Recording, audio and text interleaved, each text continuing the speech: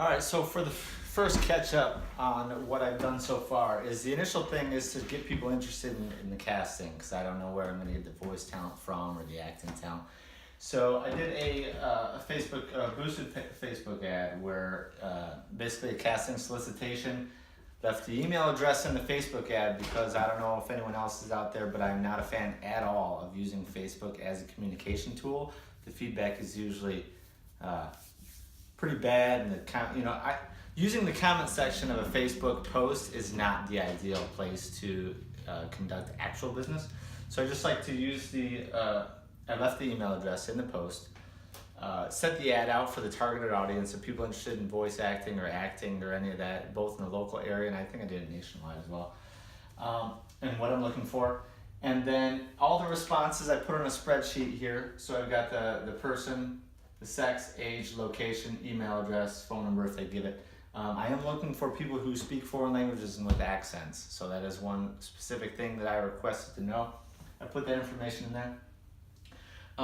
The other thing I did up front is went to SoundCloud, and I listened to a lot of Soundscape and SoundCloud, a lot of ambient sound, things like that. The type of music that's great for driving at night and you're just kind of in the zone. So I basically emailed through SoundCloud all of the artists that I follow that are producing that kind of music that is kind of a little bit ambient, a little bit electronic, a little bit soundscape, and gave them the shout out like, hey, I'm going to be producing an audio drama. Would you be interested in contributing on the music side, blah, blah, blah. And then I got 2 musical artists that are interested in collaborating. So I got their information on here as well. Both actually are interested in upfront because it's not paid initially, because I don't know what's going to happen with this. What I did was initially I just want to be able to use their music, purchase it through the regular means, but be able to use it in my content that's going to be released. And then I'm basically going to sub it in, show them the demo of how it's going to sound and then whatever. And as long as they approve, I just kick it out there and I can use it for that. They've also expressed interest in wanting to actually write original music for it if it comes down to that. I don't feel comfortable with anyone doing that for free. That would have to be paid. So that's why I initially, want to say, let's do this first. And then based on my budget or based on what I'm able to afford, that might be something that to keep open in the future. Generally, if someone's going to put in a fair amount of effort into something, I like to compensate and pay for that. I don't like to do that for free, but that's everyone's preference. That's nothing wrong with that for sure. If artists want to get out there and do their stuff for free. Then I have a MacBook Pro already. I signed up for the Adobe Creative Cloud to get Audition and Premiere Pro and all the other ones because I'm planning on using Audition for the mixing. Now, I know a lot of people use Pro Tools, and that's fine. Just keep in mind, this is my first audio-only project. I come from more of a filmmaking and writing background. I've never done audio-only. I've never done audio in this depth. And so my thing is I have a guilty habit of overthinking. So to combat overthinking, you just have to make it easiest to just do without thinking, right? That's the alternative. And so I didn't want to get too technical or get into too much in the DAW or in the tech and the equipment side of things, so much that it'd be such a learning curve that it would prevent me from doing anything. So I'm going to keep it pretty basic, and I will go over the equipment as well in the next video that I've already picked up for the project. But I will be attempting to use Adobe Audition initially, and so I've been messing around with it because like I said, I've never even used it before a month ago. So I've been taking different recordings, layering certain things, putting them together, seeing how they sound, playing them in the car, playing them over headphones.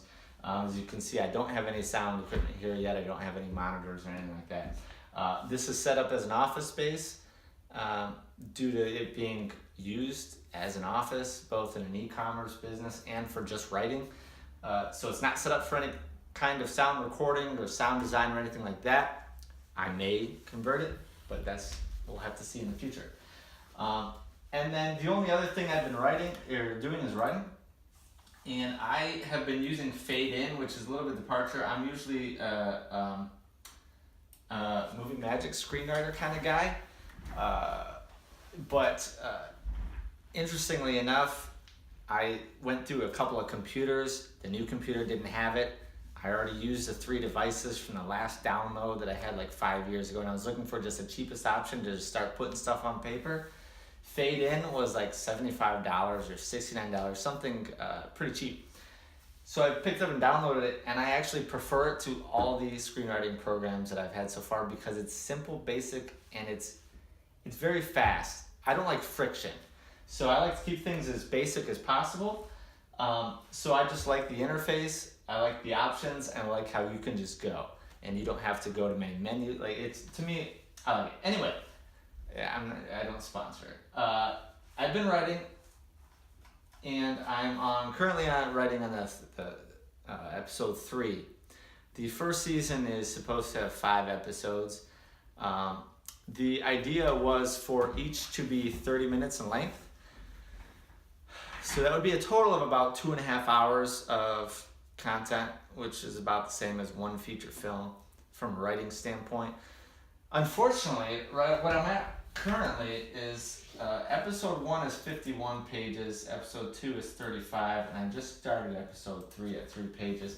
And then I've got 37 pages of, as I rewrite and I change things, I don't want to ever throw anything away if I want to come back to it. So I always have a tab file saved for unused scenes, and I dump everything there. And that's currently 37 pages for things that I've taken out. So I'm writing a little long, which is usually my problem. I don't really want to have 1 hour episodes. I want to keep it to 30 minutes just because I do agree the easiest to consume is commute time. 30 minutes is the average, 20 to 30 minutes is the average commute. It's a nice number. I myself have a 30-minute commute, so 30-minute podcasts are perfect. And then that way it stays brief enough where you can get through a lot of episodes, because the value of this audio drama is going to be once it gets into the time travel concept, and then to hear each 30-minute episode take place completely in a different time and location. It's going to be great to create that, and it's going to be a fun experience to bounce from time to time and location to location based on just sounds and living through those worlds, as it were. So I don't want to drag it out too long. I don't want too much to go on in the same soundscape. I want to introduce a lot of things. So 30 minutes is good. The problem is that first couple episodes, getting through all the setup to keep on pace, which with what I wanted to do in those episodes, is pretty tough at 30 minutes. But anyway, I'll find out a way. So right now I'm just writing. As you can see from my boards, I do a pretty heavy amount of whiteboarding here, and then I'll usually have just a schedule in the far back. See if I keep on schedule.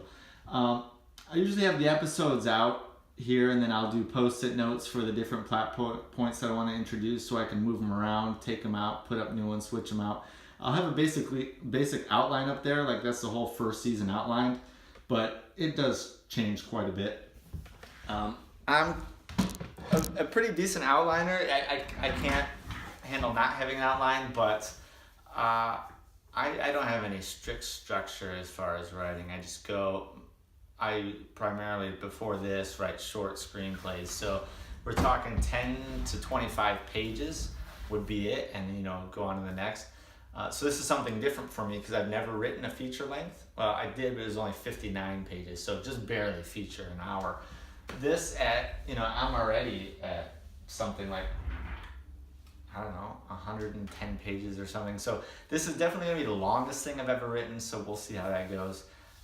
But anyway, sorry to make this long, but for a catch-up video, that's what I've been doing from January till now, which is April. And then I'm kind of in crunch time for writing. I got 2.5 episodes left, and I gotta still rework the timing of the first one. So it's gonna be tough to get this done in the next month and a half. We'll see how it goes.